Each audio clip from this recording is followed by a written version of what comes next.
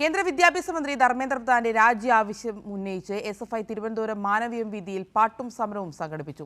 CPM സംസ്ഥാന secretary M V Govindan master പരിപാടി ഉദ്ഘാടനം ചെയ്തു. നമ്മൾക്കായി പൊരുതി മരിച്ചവരീ നാടിൻ ധീരസഖാക്കൾ, അവർ പാടിയ പാട്ടുകൾ നമ്മുടെ സമരത്തിനാവേശം. വഴിനീളെ വരവായി നിഴലാട്ടും കുഴലൂത്തും ആരിതു പാടണ് ആരിതു കൊട്ടണ് കാരണമെന്താവോ. നെഞ്ചിന്റെ താളം തുടിതാളം മുലയുയരുമ്പോൾ പാരാകെ പുതുമ പുലർന്നല്ലോ. കറുത്ത ദൈവത്തെ കൊല്ലണ തമ്പ്രാന്റെ ദൈവോ പുല്ലോടെ കൊല്ലാതിരിക്കുമെന്നാരത് കണ്ടു. ദില്ലിയിലെ പ്രക്ഷോഭത്തിന് ഐക്യദാർഢ്യമർപ്പിച്ച് പാട്ടും നൃത്തവും കവിതയും അടങ്ങുന്ന പ്രതിരോധ കൂട്ടായ്മയാണ് മാനവീയം വീതിയിൽ വിദ്യാർത്ഥികളുടെ നേതൃത്വത്തിൽ സംഘടിപ്പിച്ചത്. ഇന്ത്യയൊട്ടാകെ കാണുന്ന ജനരോഷത്തിനു മുന്നിൽ സംഘപരിവാർ ശക്തികൾക്ക് പിടിച്ചു നിൽക്കാനാകില്ല എന്ന് പരിപാടി ഉദ്ഘാടനം ചെയ്ത CPIM സംസ്ഥാന സെക്രട്ടറി എം വി ഗോവിന്ദൻ മാസ്റ്റർ പറഞ്ഞു. സംഘപരിവാറിൻ്റെ സ്വഭാവം നമുക്കെല്ലാവർക്കും അറിയാം.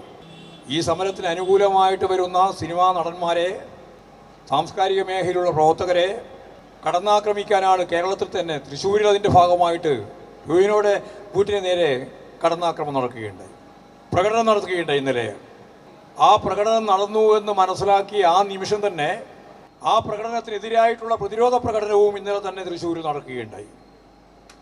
എവിടെയായാലും ഈ സമരത്തിന് അനുകൂലമായിട്ട് നിൽക്കുന്നവർക്കെതിരായിട്ട് കടന്നാക്രമണത്തിൻ്റെ ഏതെങ്കിലും രീതി കേരളത്തിൽ അവലംബിച്ചാൽ അതിനെ പ്രതിരോധിക്കുന്നതിന് വേണ്ടിയുള്ള അതിശക്തിമത്തായ പ്രതിരോധ നിര ഈ കേരളത്തിൽ സൃഷ്ടിക്കുക തന്നെ ചെയ്യുമെന്ന കാര്യത്തിൽ ഒരു സംശയവും ഉണ്ടാവേണ്ടതില്ല.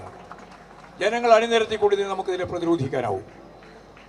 ഈ വിദ്യാർത്ഥികളും അതുപോലെ തന്നെ യുവാക്കളും നടത്തിക്കൊണ്ടിരിക്കുന്ന സമരം പരാജയപ്പെട്ടുകൂടാ എന്നാണ് രാജ്യം മുഴുവൻ, ലോകം മുഴുവൻ ഇപ്പോഴും ആഗ്രഹിക്കുന്നത്. അതിന് ലോകത്തെമ്പാടുമുള്ളവരുടെ ജനാധിപത്യ വിശ്വാസികളുടെ, ജനാധിപത്യം തുടരണം എന്നാഗ്രഹിക്കുന്നവരുടെ എല്ലാ പിന്തുണയും നിങ്ങളുടെ സമരത്തിനുണ്ട്. ഈ സമരം രാജ്യവ്യാപകമായിട്ടോ സമരമായിട്ട് വളരുകയാണ്. മുൻ മന്ത്രിമാരായ വി ശിവൻകുട്ടി, കടകംപള്ളി സുരേന്ദ്രൻ തുടങ്ങി രാഷ്ട്രീയ സാമൂഹ്യ രംഗത്തെ നിരവധി പേരാണ് കൂട്ടായ്മയിൽ അണിനിരന്നത്.